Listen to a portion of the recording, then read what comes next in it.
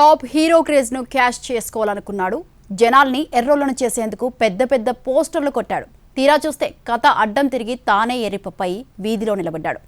తిరుపతిలో రా ఎన్టీఆర్ పేరుతో డబ్బులు కొట్టిన కేటిగాడు చివరకు బకరాగా ఫేమస్ అయ్యాడు. ఇప్పుడు నో కాస్ట్ కాఫ్ సిరప్ తో 60 రూపాయల విలువ గల ఇన్హేలర్ పూర్తిగా ఉచితం. దెబ్బకి దగ్గు జలుబు మాయం. హీరోకి పెద్ద గిఫ్ట్ అన్నాడు.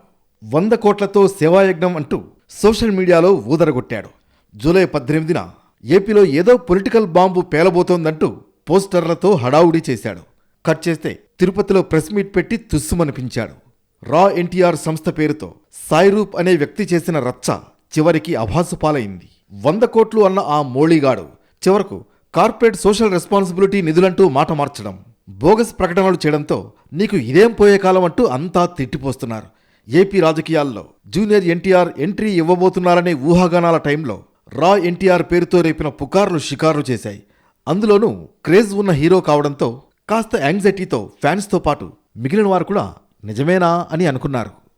చివరకు ఎన్టీఆర్ పిఆర్ టీం ఆ సంస్థకు జూనియర్కు ఎలాంటి సంబంధం లేదని క్లారిటీ ఇచ్చింది. దీనిపై పోలీసులకు ఫిర్యాదు కూడా చేసింది.